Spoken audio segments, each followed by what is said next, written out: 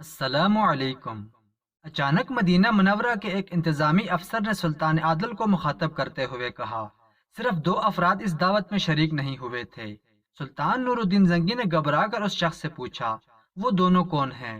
مدینہ منورہ کے انتظامی افسر نے جواب دیتے ہوئے کہا، سلطان محترم، وہ دونوں نہایت عابد و زید انسان ہیں۔ وہ دونوں تارک الدنیا لوگ ہیں، دن رات عبادت میں مصروف رہتے ہیں۔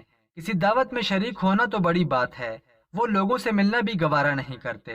اگر انہیں کچھ وقت ملتا ہے تو جنت البقیع میں لوگوں کو پانی پلاتے ہیں۔ ان دونوں نادیدہ افراد کا ذکر سن کر سلطان نور الدین زنگی کے چہرے پر اطمینان اور اسودگی کا رنگ ابھر آیا۔ پھر سلطان عادل نے گورنر مدینہ سے کہا کہ ان دونوں کو سر دربار پیش کیا جائے۔ پھر جب وہ دونوں عابد و زید انسان سر دربار لائے گئے تو سلطان عادل نے ایک نظر میں انہیں پہچان لیا۔ یہ وہی دونوں تھے جن کے چہرے سلطان عادل کو 3 بار خواب میں دکھائے گئے تھے، اور سرور دو عالم صلی اللہ علیہ وآلہ وسلم نے انہی کے بارے میں فرمایا تھا کہ یہ لوگ مجھے بہت ستا رہے ہیں۔ ان دونوں کو دیکھ کر سلطان نور الدین زنگی جوش و اضطراب میں اپنی نشست پر کھڑے ہو گئے۔ پھر بڑی مشکل سے سلطان عادل نے اپنے جذبات پر قابو پایا اور ان نورانی چہرہ رکھنے والوں کو مخاطب کرتے ہوئے کہا، تم لوگ کون ہو اور مدینہ منورہ میں کیا کرتے ہو؟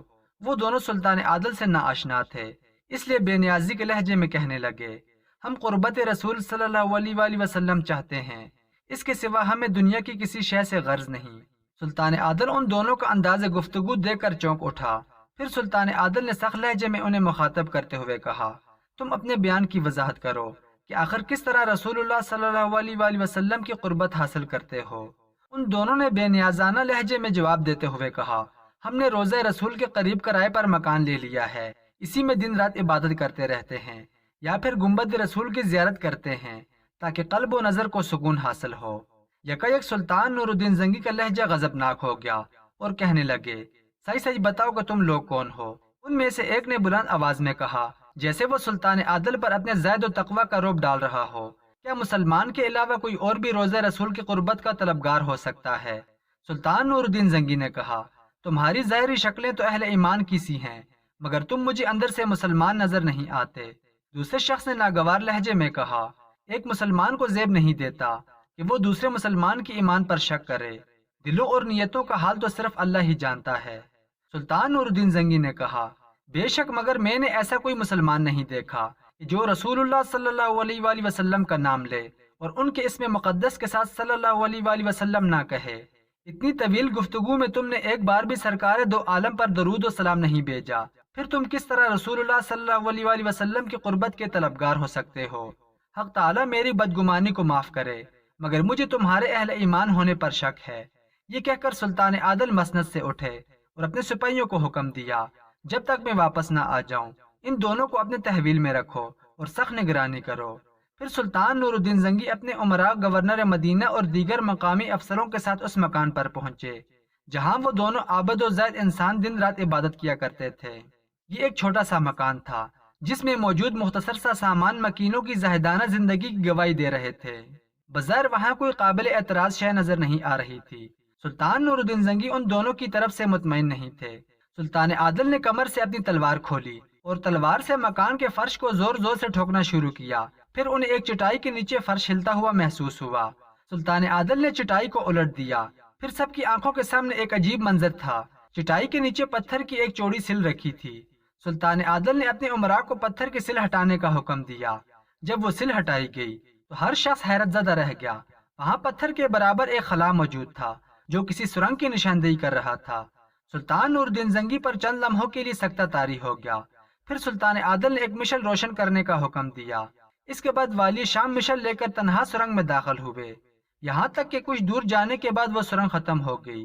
پھر جو منظر سلطان کے پیش نظر تھا اسے دیکھ کر سلطان عادل کے جسم پر لرزہ طاری ہو گیا اور بے اختیار آنکھوں سے آنسو بہنے لگے۔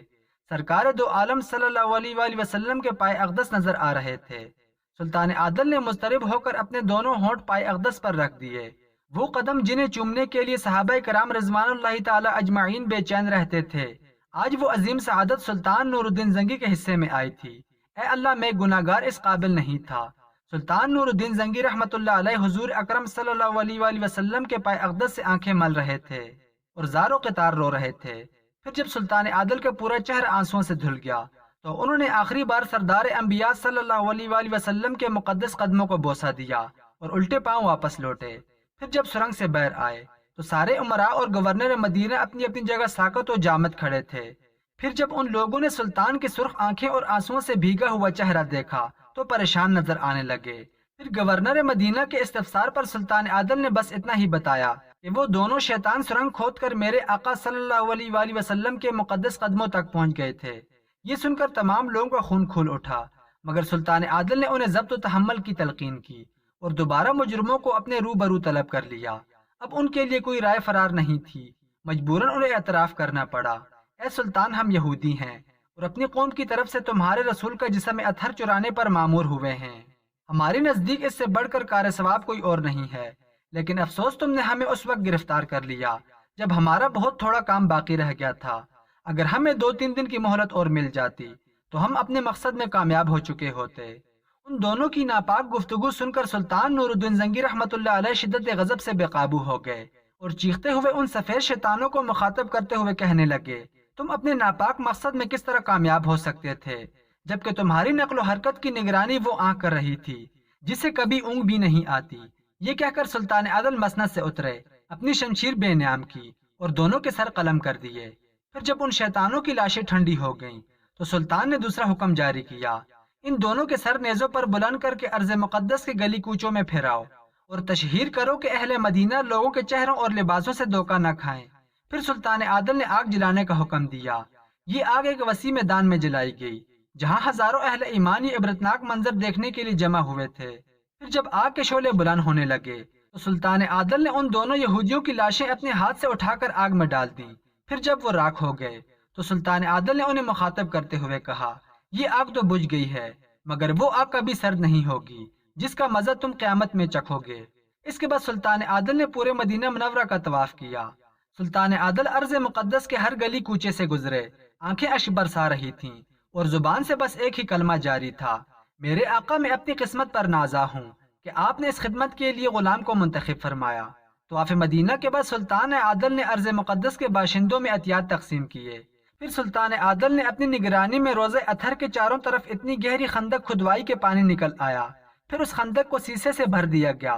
یہ سیسے کی دیوار آج بھی حضور اکرم صلی اللہ علیہ وآلہ وسلم کے روزہ اقدس کے گرد موجود ہے اور انشاءاللہ قیامت تک موجود رہے گی۔ آج بھی اہل مدینہ سلطان نور الدین زنگی رحمۃ اللہ علیہ کا نام نہایت محبت و احترام سے لیتے ہیں اور ان کا شمار ایسے برگزیدہ انسانوں میں کرتے ہیں جن پر خود سرور کونین صلی اللہ علیہ وآلہ وسلم نے اپنے اعتماد کا اظہار کیا اور عاشق رسول ہونے کی تصدیق فرمائی۔ صلاح الدین ایوبی نے یہ واقعہ بہت قریب سے دیکھا تھا، اس لیے اس کے دل و دماغ پر گہرے اثرات مرتب ہوئے۔ قیام مدینہ کے دوران ایک دن سلطان نور الدین زنگی نے بھی اسے مخاطب کرتے ہوئے کہا تھا، صلاح الدین تم اور اسد الدین شیر کو میرے دست و بازو بھی ہو اور رازدار بھی ہو۔ مجھے حق تعالی نے دوبارہ خوفناک بیماری سے اس لیے نکالا تھا تاکہ میں یہ مقدس فریضہ انجام دے سکوں، مگر انسان اول و آخر فانی ہے، کسی دن بھی سانسوں کا شمار ختم ہو سکتا ہے۔ اس لیے میری نصیحت ہمیشہ یاد رکھنا کہ ملت اسلامی اس وقت تک سکون نہیں پا سکتی جب تک یہود و نصارہ اس زمین پر موجود ہیں۔ ہم فتنہ و فساد پھیلانا نہیں چاہتے، مگر اپنی سرحدوں کی حفاظت کے لیے ہمیں مسلسل جاگنا ہوگا تاکہ اہل ایمان سکون کی نیند سو سکیں۔ اس کے بعد وقت نے کئی کروٹیں لیں۔ شاہ یروشلم بالڈون ثالث دمشق پر قبضہ کرنے کی حسرت دل میں لیے ہوئے دنیا سے رخصت ہو گیا۔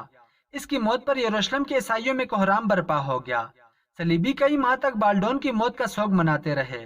اس موقع پر بعض عمران نے سلطان عادل کو مشورہ دیتے ہوئے کہا، ہمیں اس موقع سے فائدہ اٹھاتے ہوئے آگے بڑھ کر یروشلم پر حملہ کر دینا چاہیے۔ سلطان نور الدین زنگی کے اعلیٰ ظرفی نے یہ گوارا نہیں کیا کہ وہ عیسائیوں کی ماتمی حالت سے سیاسی فائدہ اٹھائیں۔ ہمیں یہ زیب نہیں دیتا کہ غمزدہ دشمن پر وار کریں۔ اہل یروشلم کو اس صدمے سے نجات حاصل کرنے دو، پھر کھلے میدان میں معرکہ آرائی ہوگی اور بیت المقدس میں نماز ادا کرنے کی درینہ آرزو پوری ہو جائے گی۔ بعض مورخین کے نزدیک یہ سلطان نور الدین زنگی کی سیاسی غلطی تھی۔ اگر وہ بالڈون ثالث کے مرتے ہی بھرپور حملہ کر دیتے تو آسانی کے ساتھ یروشلم پر قابض ہو سکتے تھے۔ ممکن ہے کہ یہ قیاس آرائی درست ثابت ہوتی، مگر سلطان عادل نے اپنے عمل سے ثابت کر دیا کہ اہل ایمان اپنے دشمن کی بھی مجبوری سے فائدہ نہیں اٹھاتے۔ اس کے برعکس یہود و نصارہ کا ہمیشہ سے ہی یہی طریقہ رہا ہے کہ وہ انسانی مجبوریوں کی تجارت کرتے ہیں اور اسی کا سود کھاتے ہیں۔ مسلمانوں اور یہود و نصارہ میں یہی بنیادی فرق ہے۔ بالڈون سالس کے انتقال کے بعد یروشلم کے عیسائیوں نے اموری کو اپنا بادشاہ منتخب کر لیا۔ اموری بالڈون سالس سے بھی زیادہ شاطر اور کینہ پرور انسان تھا۔ اس نے اپنی سیاسی بصیرت سے اندازہ کر لیا تھا کہ اگر مصر پر قبضہ کر لیا جائے تو دمشق اور شام بھی بڑی آسانی سے عیسائی سلطنت کی زیرنگی آ سکتے ہیں، اور اس طرح مسلمانوں کی حکومت کا خاتمہ ہو سکتا ہے۔ یہ ایک بڑی گہری سازش تھی۔ بدقسمتی سے اس وقت مصر پر آخری فاطمی خلیفہ عز الدین کی حکومت تھی۔ فاطمی مصر نے ملت اسلامیہ کو شدید نقصان پہنچایا تھا۔ اپنے آباء و اجداد کی طرح خلیفہ اعظم بھی ایک نہایت خود غرض ناکارہ اور خلیفہ بغداد کا جانی دشمن تھا۔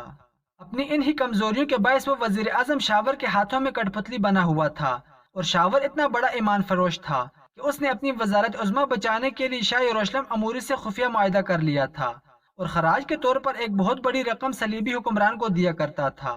فاطمی خلیفہ اعظم بھی چند روز عیش کے لیے اس معاہدے پر رضامند ہو گیا تھا، مگر جب شاور نے خلیفہ اعظم کو قتل کر کے مصر کا خود مختار حکمران بننے کی منصوبہ سازی کا آغاز کیا تو خلیفہ اعظم نے بدحواس ہو کر سلطان نور الدین زنگی کو ایک طویل خط تحریر کیا، اور اس خط میں تحریر الفاظ یہ تھے: میں آپ کی اسلام دوستی کا دل سے قائل ہوں، اس لیے اللہ اور اس کے رسول صلی اللہ علیہ وآلہ وسلم کا واسطہ دیتا ہوں کہ بلا تاخیر میری مدد کو آئیے اور مصر کو صلیبیوں کی درازدستی سے نجات دلائیے۔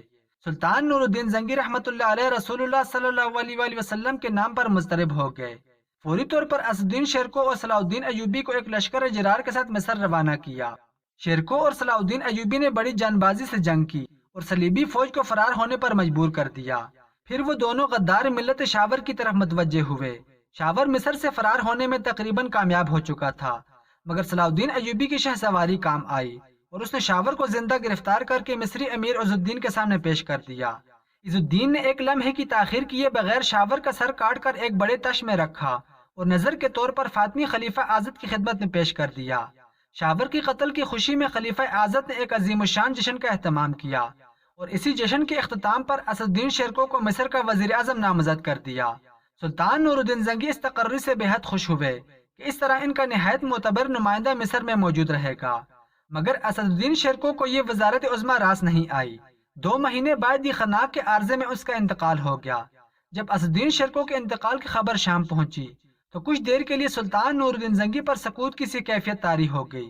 پھر اپنے سپاہ سالار اعظم کو یاد کر کے کئی دن تک روتے رہے۔ بار بار سلطان عادل کی زبان سے ایک ہی جملہ ادا ہوتا تھا: اب ایسے وفادار دوست شاید ہی نظر آئیں۔ وہ میرا بازو شمشیر زن تھا، حق تعالیٰ اس کی مغفرت کرے اور مجھے صبر و جمیل عطا فرمائے۔ اسد الدین کی موت کے چند دن بعد خلیفہ اعظم نے نوجوان صلاح الدین ایوبی کو مصر کا نیا وزیر اعظم نامزد کر دیا۔ یہ اعلان سنتے ہی شام اور مصر کے تجربہ کار امراء حیرت زدہ رہ گئے۔ صلاح الدین ایوبی کے چچا اسد الدین شیرکو کو مصر کی وزارت عظمیٰ کا ملنا بھی ایک حادثاتی عمل تھا، اور پھر 2 مہینے بعد ہی اس کا مر جانا بھی اس قدر اتفاق اور ناگہانی تھا کہ لوگوں کو یقین نہیں آتا تھا۔ جب صلاح الدین ایوبی اور شامی فوج کے اہم عہدیداران اسد الدین شیرکو کا جنازہ قبرستان لیے جا رہے تھے تو ان میں سے ہر شخص اپنی جگہ ایک ہی بات سوچ رہا تھا: کل تک اس شخص کا نام سن کر دشمن میدان جنگ سے فرار ہو جاتے تھے، اور آج یہی مرد میدان اس قدر بے دست و پا ہے کہ اپنی جگہ سے حرکت بھی نہیں کر سکتا، اور آخری آرامگاہ تک جانے کے لیے بھی دوسروں کا محتاج ہے۔ اگرچہ اسد الدین شیرکو کی موت خناق کے مرض میں واقع ہوئی تھی، مگر مصر کے کچھ خاص لوگ اسد الدین شیرکو کی موت کو غیر طبیعی سمجھتے تھے۔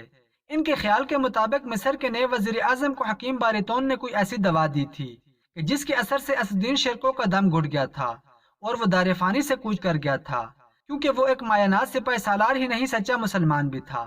فاطمی خلیفہ اعظم نے انتہائی مجبوری کی حالت میں اسد الدین شیرکو کو مصر کی وزارت عظمیٰ سونپی تھی تاکہ وہ اپنے وزیر شاور اور صلیبیوں کے اتحاد سے مصر کی حکومت کو محفوظ رکھ سکے۔ پھر جب صلاح الدین ایوبی نے شاور کو قتل کر دیا اور یروشلم کی فوج واپس چلی گئی تو خلیفہ اعظم نے اپنے شاہی حکیم باریتون سے مل کر اسد الدین شیرکو کا قصہ اس طرح پاک کر دیا کہ کسی کو اس کی بدنیتی اور سازش پر کوئی شک بھی نہ ہو سکا۔